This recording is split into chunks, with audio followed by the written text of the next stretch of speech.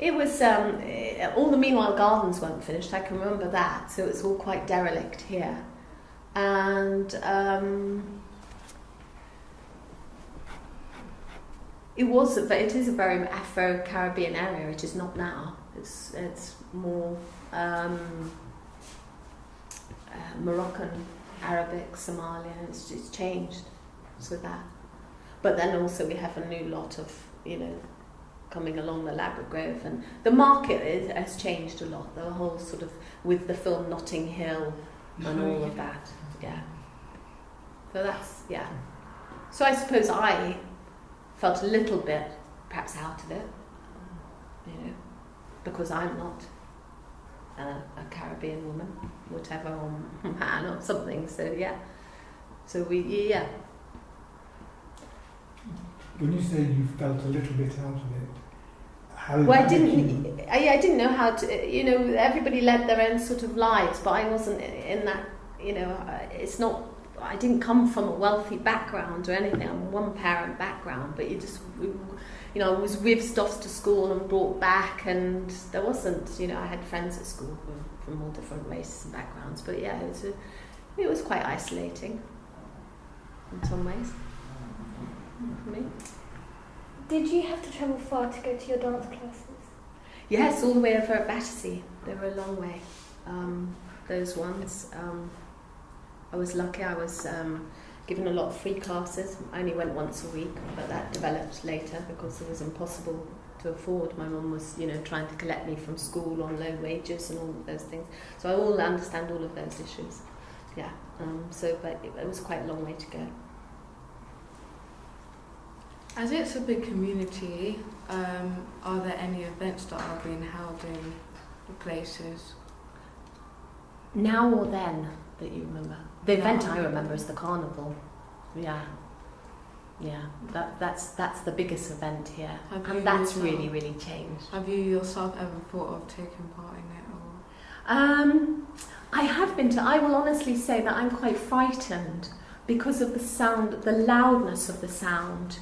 Because I'm used to a huge orchestra sound, but I do find that because the beat, because of the speakers, they've changed a lot over the years.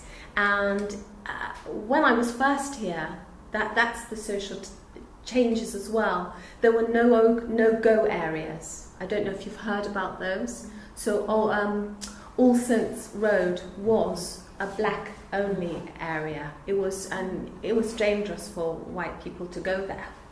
I feel uncomfortable if I'm using the right words. Yeah? Do you understand? Yeah. So, yeah, it was a difficult, And Carnival also was mainly for, now it's just anybody goes, it's changed, but it was quite intense. We had riots here. I don't know if you know about that and things. That was all going on way before the Brixton riots. There was quite a lot of trouble here. So you just kept yourself to yourself and got out on those days. And I can remember going and feeling very intimidated and frightened. I did feel frightened. But we always went out. We couldn't go away then, but we went for day trips and then we'd come back. I mean, it's really funny now because my mother loves the music now. You'll find her dancing away to Caribbean. She used to hate.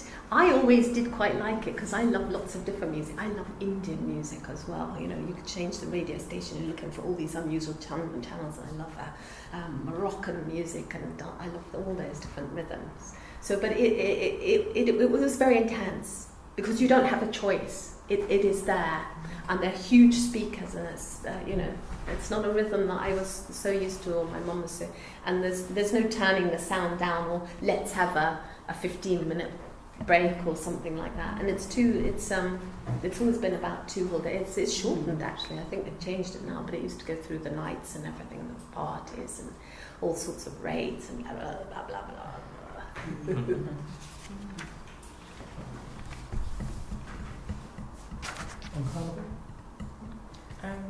About carnival. What do you think carnival has done for this area over the years? I don't know if I want to get into all of that because I really wanted to talk about Trellick and things. I mean, now, yeah, it's huge carnival, isn't it? And it's changed, and there's talk of it going into the park, but then, that's quite political or different issues on things, and I'm not really an expert on carnival. I think it's a great social occasion, but I also think now is time for change because there are a lot of people that are not comfortable with it all the time. Even if they're there and they're making a business from it, they also get really irritated with all the streets closed for 2 days, and that it has a chance to go perhaps to Brixton or to the park or down Oxford Street because it's such an important carnival, in its own right now, and become so world famous, hasn't it, and things. But I also like to stand that there always was carnivals in England all over, and there's still a few left in, I won't say Margate because there isn't one in Margate, but I remember going to visit my grandmother, and it wasn't like the carnival went on for days and music and hedonistic things that Notting Hill Carnival was really about. Actually, it wasn't. The very beginning was just around a steel band and a very loud speaker, and they were set places, and they used to have drums, they used to have fires and stand around them with fires and things like that. But it's very different now. They're on floats and different things. But England has had a carnival, but it only lasts about an hour, doesn't it? And it goes along the street. And when you were little, I suppose in the 60s or something, they would have been really fascinating with bejeweled pretty ladies. But now they're quite tacky. But there's not many of those left. And a part of me, because of who I am, I'm sad about that and why those things are missing in our society. They're going more. There's a few left, but there's not many. So, but yeah. No, I mean, for me, it's more about talking about the... I'm aware of the time pressure on this. I'm going to ask a very general thing, really. Particular days, particular events that have happened at Trellick. Ooh, I don't know, I suppose the day the concierge came in, the door was shut. I remember something very dramatic for me. I mean, there's been all sorts of incidents, there's been fires there, but I do remember as a small girl, probably about, I would say 10, being in my bedroom with my lovely big windows and opening my bag and things and hearing this, seeing something go past the old net curtains out, which would have been in line with that one at the back there, that bit which is now the graffiti area, and seeing something go past my window and then make this loud sound. There was somebody who had committed suicide, and rushing because I didn't know what it was. Something black had gone past the window. This person was in black clothing, and there they were laying on the ground and waiting for body bag and all that kind of thing, and I was only 10, so I've never forgotten that image, and it's just happened the other day. I did not witness it, but I've heard about that person in another block. So we know these things are still very much there. They can be anywhere, it doesn't matter what background and household, but yeah, that was big for me. I remember that very much so. But yes, I mean, there's not been any great parties or events, or carnival time, you see the speakers going up illegally on top, all sorts of, or then it was police cameras and God knows, it's all happened here. Of course, it's all happened. But that was, I remember, something big. Do I have anything that I wanted to? I always remember not using lifts that much when I was young, and that's really changed because of the floor I was on top of the small block, but there was the back staircase, and they were always used a lot for running up and down.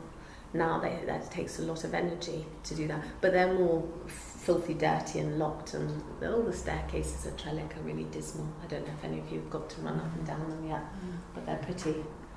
It's tough, it's still tough. But there's huge different social element, people living there, there's millionaires have bought in there at the top, and I'll never get one for love or money to buy. No. Can you tell us? What does Trellick Tales mean to you then, after what we've said? How do you feel being back here? I'm back home, yeah. Looking after Mum every time. It was socially the best thing, of course, because I'm not this high earner or something.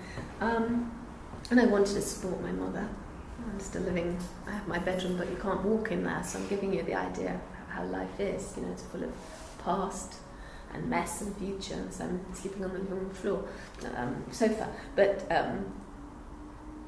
and people say, you know, if anything happens to mum, don't you want to go, kind of thing. And I feel mixed about it because it's so full of memories, but it's also full of hope. It is, they are incredible flats, and I go back to that and the opportunity to have that light and views across London, and you know, airy corridors and things. But it's complicated. It's complicated. The back staircase is a bit scary. It's messy. And it's not how you'd like it. You kind of think, my God, you know, God forbid if there's a fire here, wiring's hanging out, and all those issues, and shoot rooms, you know, I can give you that as a child, and I found myself doing it the other day. The door was open for a change, rather than having to put the rubbish just in front, you know, which you put, if you go in there, you'll see. And you go in there and you hold the chute open, and I really did it well, you know, like the little girl I was and used to plonk it down. I've always got one foot on the door. Maybe because I'm a woman. Would you do that? Come on, tell me. Come on, tell me. Or would you just let that door glow and put your rubbish down? Most of the people just chuck it and run. Because there's kind of something a bit scary, you know, still about, you know, just letting the door shut and you're in this darkened room throwing your rubbish away. So, you know, but all those things, they're irritating and thing. But you're trying to be the good citizen and, you know, plonk it down. But then you can't. It gets stuck, and it's not your fault, and there are irritations. But you know, I still think there was. If you go to Barbican Centre, if you ever get a chance, all very wealthy people, I think. Am I right there? But that is a model, just like Trellick Tower. But it had people who had money, but also money isn't everything. It's about respect for your building. I'm really passionate about that. It's loving it, integrating, interacting with other people, saying those nice manners and things. We could be anywhere in the world, and you know, just sitting with a sandcastle, but being nice to each other and polite, and that will make life a lot easier. And then you've got this lovely flats, and then working with people to try and get shoots working, or make sure lights are working. And things. I mean, I think they're as great as the Barbican Centre. You know, they just need to adapt them with what everybody needs. I mean, Meanwhile Gardens has got everything. You've got a skate park there. There's a bit of graffiti there. Yeah, more gardens. There's plenty of gardens, but you know, perhaps better lighting and plants and things. And what young people want as well. I think that's important to make sure that's there. I mean, there's a good football pitch on the other side now of the other estate. Something so. But you also you can make your own entertainments. I know now it's a lot to do with computers, which I'm terrible at. But you can make your own fun. You know, I used to dance around my bedroom. It doesn't matter if it's hip hop. Mine was classical ballet. You can find a way, and then meet your friends and without destroying things. And there's been a lot of destruction, and that I don't agree with. And I think none of you lot would be up for destruction from what I'm seeing. Yeah. You know, and I'm, by God, am I a frustrated person. But try not to take it out in that way, but take it out in other ways by creating beautiful things. Yeah, can I ask what it was like for you growing up as a young girl here, and how different you might think it is for young people of that same age as our group growing up in Trellick now? I don't know. I feel isolated in a way to say what other people might think. My emotions are mixed. I'll be really honest with you. I felt very low the other day. I have to be careful. I might choke now. Of feeling really isolated. I thought, I don't know if I can be in here. I feel lonely. Yeah.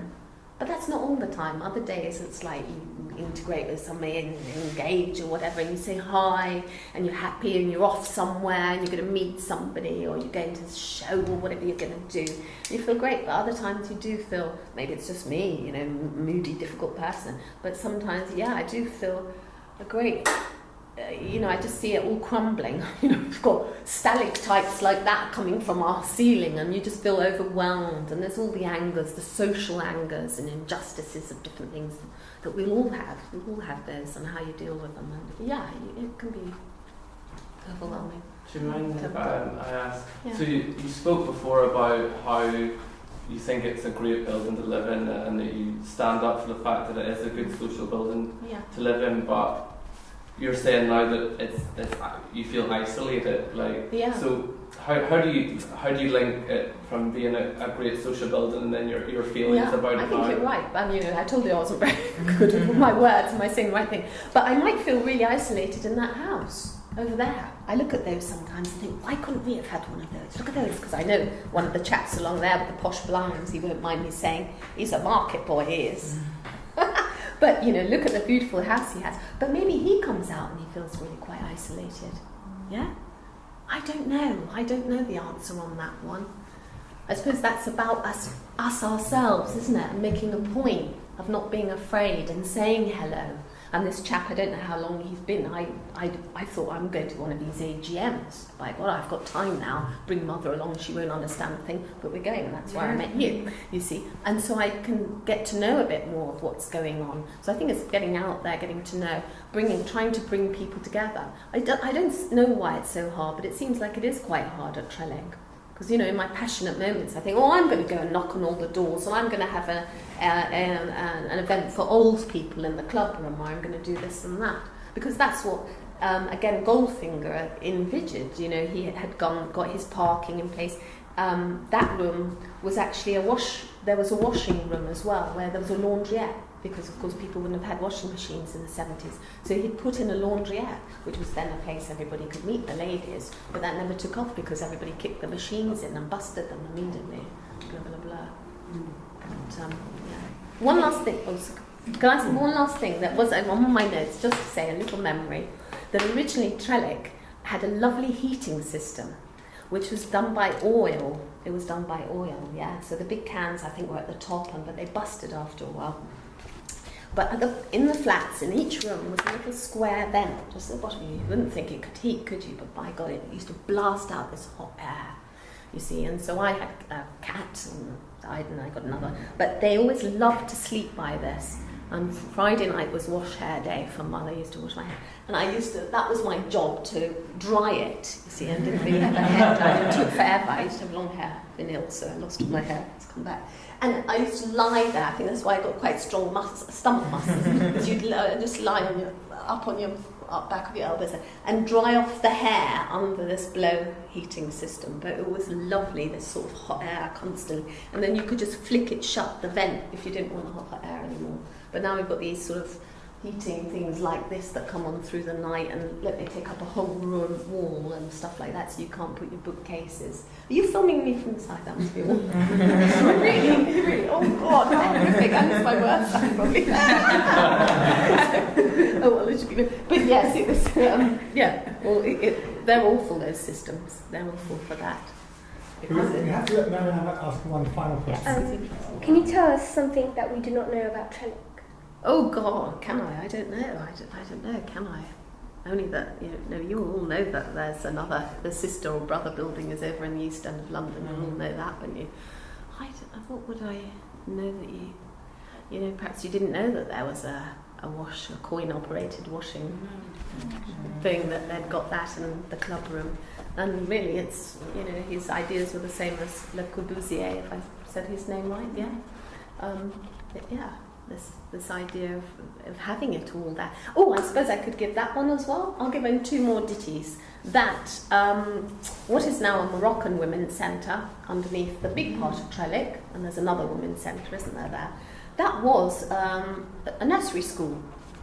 So I had the idea so that the parents would bring their children down to their nursery school. And so that back bit of it, which is open for anybody to walk now, but be careful, was the playground for the nursery. But everybody used to throw their rubbish out. Everybody, no, that's not true, but a lot of people did. And you look up with your eyebrows and think, wow, what the hell was that about? But why? Perhaps you can tell me. But they threw rubbish out. You would not be bothered. So, and I still see it today. There's pillows. And the other day there was a DAS box, so somebody must have gone, I don't fancy that. Chucked it out. But you see, they had to stop, first of all, having children playing out. And then it was like, this is ridiculous. It's a nursery school. We can't let them out. So they closed all that. And then eventually they opened up with these women's centres. But you'll often see police and things down there because things happen. But yeah, people were always chucking their stuff. It was quite exciting to look at the different rubbish coming down. Just to clarify, you mean chucking them out of the window? Yeah, out of the balcony, yeah, that's right. We all look a bit in shock now, but yeah. But there are still people, you know, I'm saying that as though it doesn't happen. Go and look, there is rubbish there. It still happens. And that's when it becomes hard. So if you've got your little house, I suppose you can keep your garden and you just go through your front door. But when you have to perhaps be in a lift with a mentality like that, yeah. It makes you isolated. Yeah. So you do not get to know people or whatever, and things, and you make ideas about people, and you know, that are not always true. You know, I've just got to know a family. I used to call them the Dolly sisters, and they've lived on different floors. Most of them have passed away now. They're quite famous, actually, very beautiful ballroom dancing type ladies. But we used to go hello, hello, but that was it. That was it. Everybody just sort of got on by themselves, weren't really sure, busy getting out of there, loving it, but getting out at the same time. Very complex, a bit like building. You know, those wonderful lights you see as you enter by the lift there. You know, they're drawing you in, but they're also a bit irritating at times. You know, there is that dichotomy to the whole thing. Yeah. But I wouldn't give them up for the world. They're the wonderful, huge rooms that a lot of architects are not doing anymore. Can you tell us why it was the first time that you were at the AGM? I think because I am fairly busy. It's making time for that, and I think my mother was always dashing off somewhere else or dashing off, you know, getting on with life and not really coping. And then there's a part where you think, this doesn't all make sense, and what's the point? And I did find it quite weird that day. Yeah. You know, I didn't understand all the goings on, and everybody was just, or say I'm chairman, it's like, wait a minute, there's about at least 300 or 400 families in here, and you're choosing yourself as, you know, maybe they do want to know, but they didn't turn up. So it's, how do you get people? How do you really get to know people and say, hey, come on, look, we can make this? Because we heard about there could be a vegetable garden outside. And it would be lovely if people really did care about their neighbour, or just check on so-and-so or whatever. But lots of people have things to hide for whatever reason, probably. And it's easier just to... But I'm sure that's not totally, you know, I'm sure there's lots of people who really do know lots of people in that. I don't know. I'm feeling uncomfortable. What if I let myself in? I think we ought to let you go. Go, yeah, exactly. Thank you very much. Thank you.